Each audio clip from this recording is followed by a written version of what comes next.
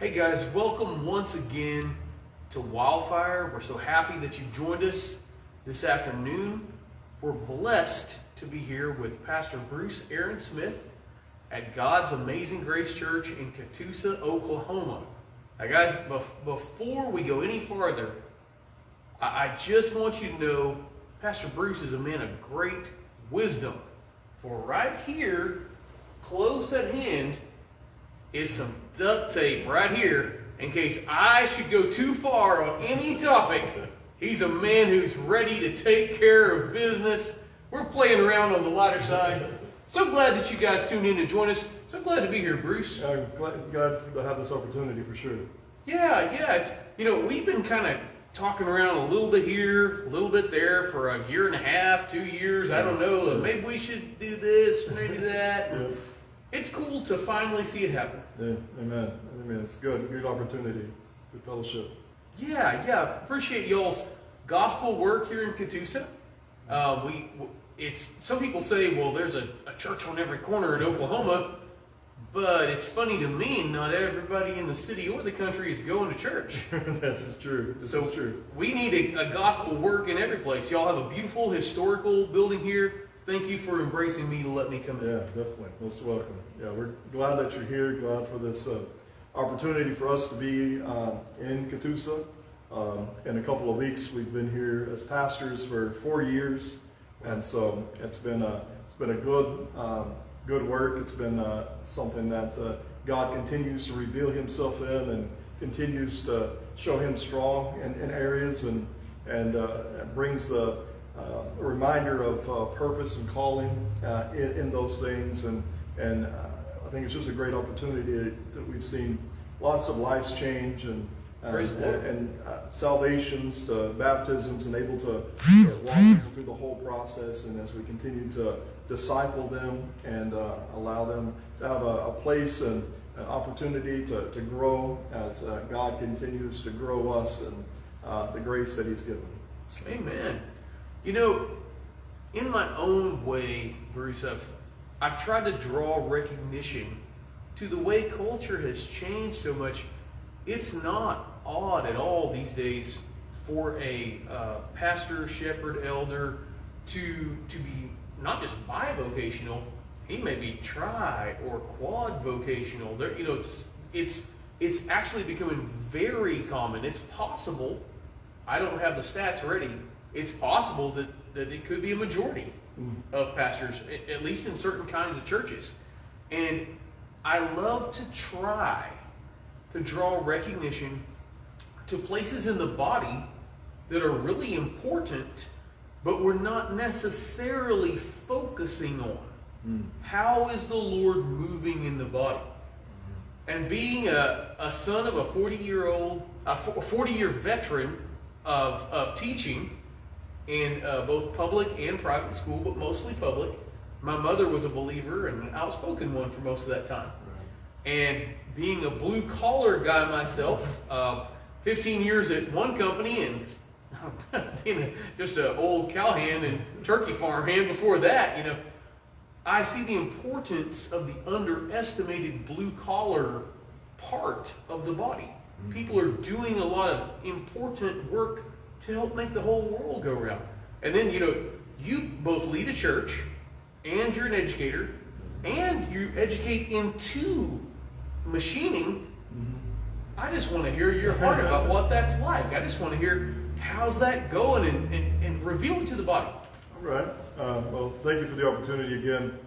Yeah, so I've been in manufacturing, in some aspects for many years. I kind of grew up in that, and so I was able to have vocation in that, and throughout the years I've served in many different capacities in church, and aspects from youth pastor, to outreach directors and things like that, and so always grateful for those learning experiences, but as a pastor, I've just kind of felt over the last several years that this would definitely be something to kind of walk out and have a bivocation.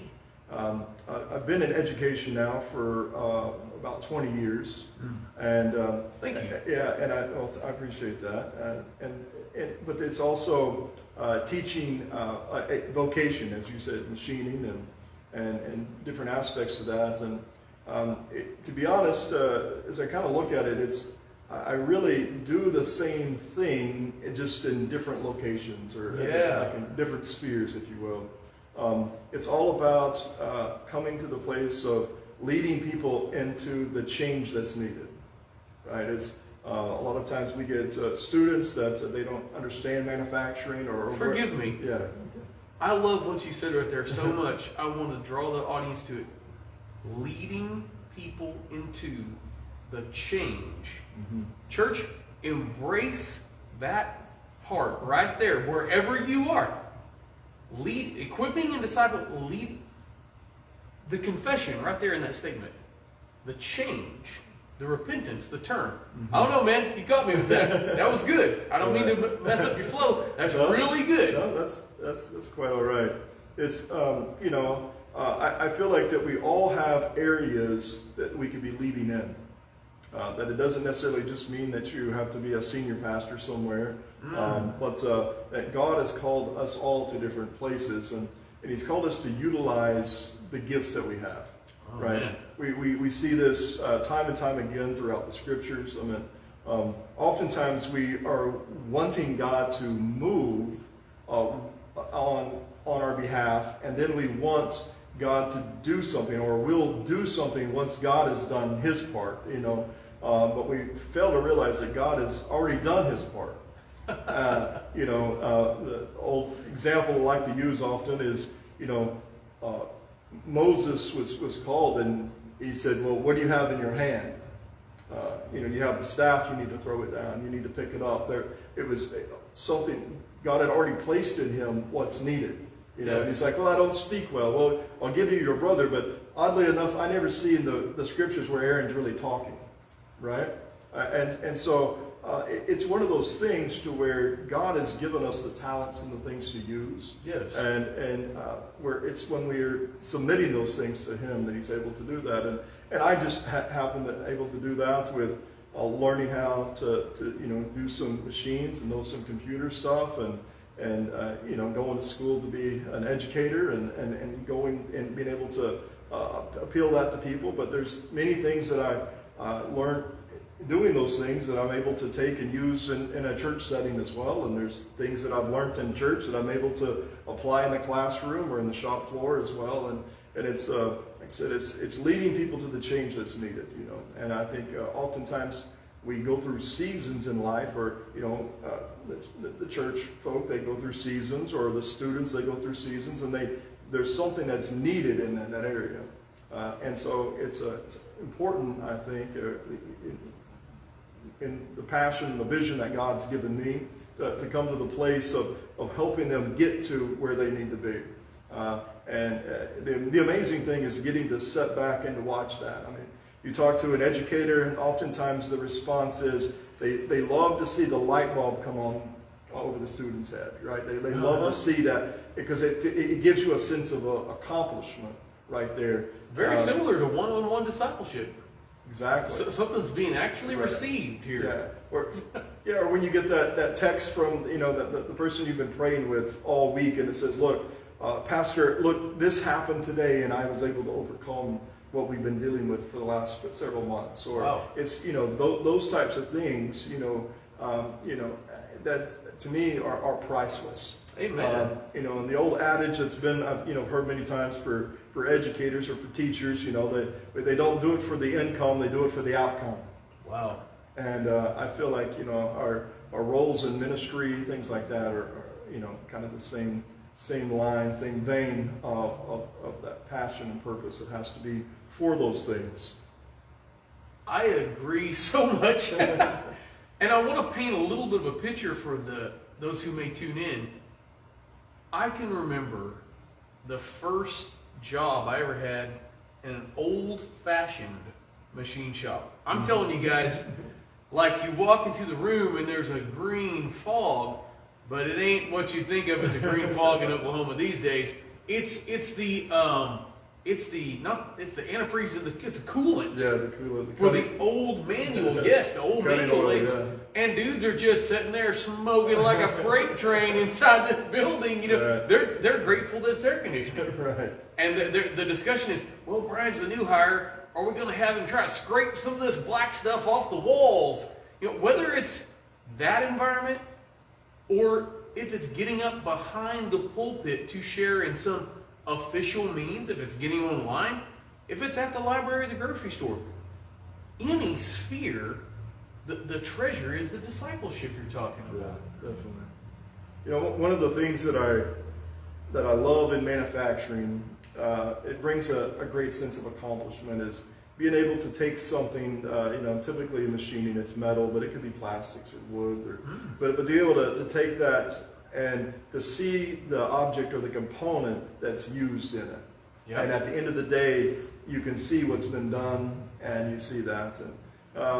And for me, it brings me around full circle, because in Ephesians, Paul reminds us that we are God's workmanship. Oh. Some translations say that we're His masterpiece, right? And so sometimes we're instrumental in the aspect of crafting something. Sometimes you're the instrument in helping the discipleship happen, right? You're helping. You got to pull this away. We got to change this, or help that, and instill this. And then sometimes it's us that God has to be shaping, right? Well, I find it so weird that it's like we get this religiosity thing.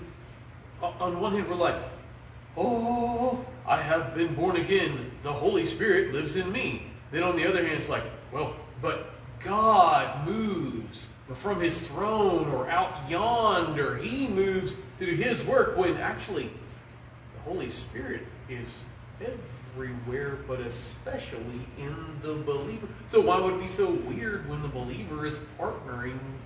Yeah. I'm trying to back you up here. It's like, no, it's good. We need to get a couple of dichotomies all shifted around here somehow, Yeah.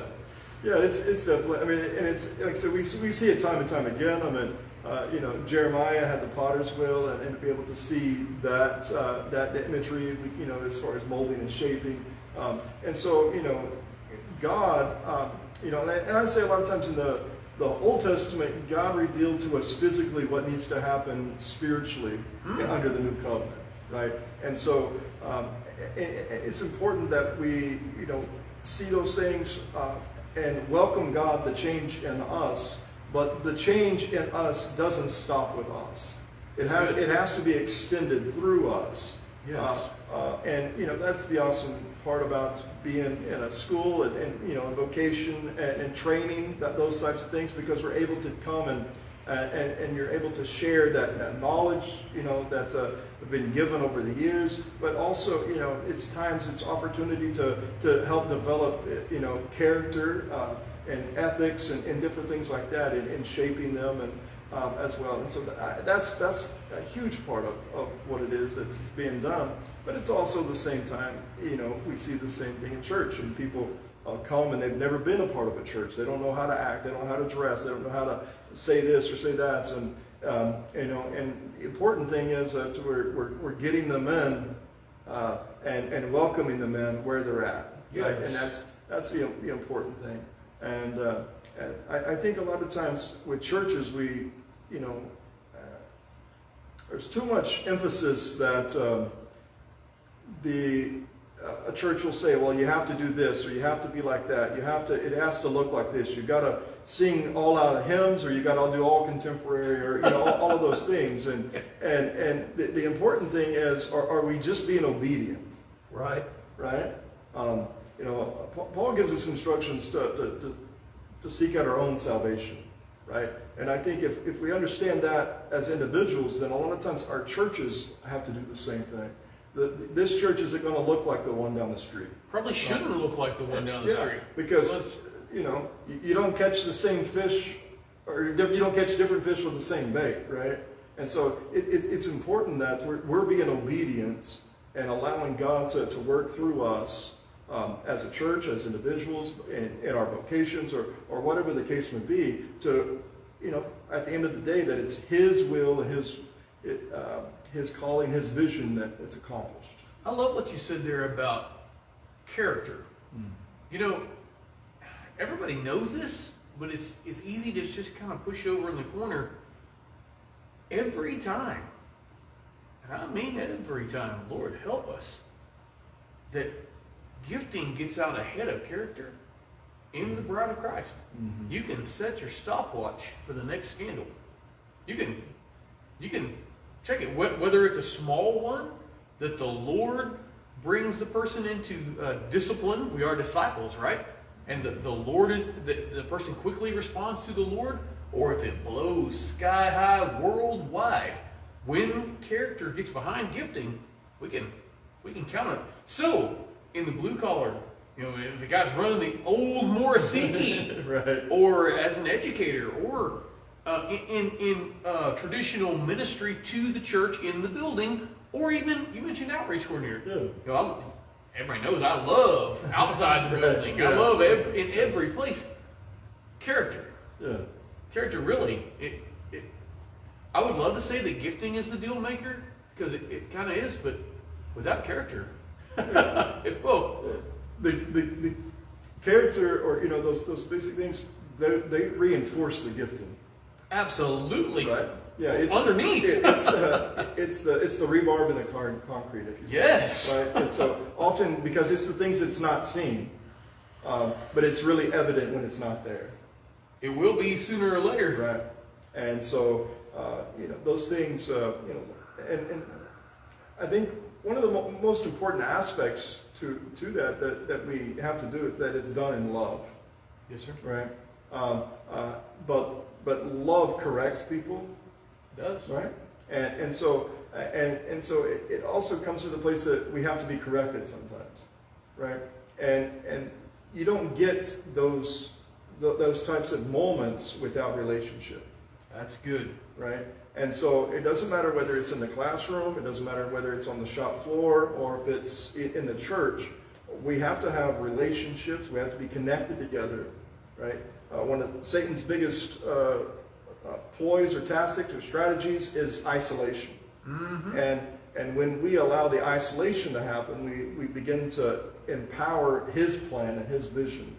And it takes us to have that sense of community, that we've come together, that we're a body fitly joined together, as the scripture said, or we haven't neglected the assembling of ourselves together, right? And that's not just by church attendance that we check the box, but there's times where we have to go out of our way to make sure that we're staying connected to the body, right?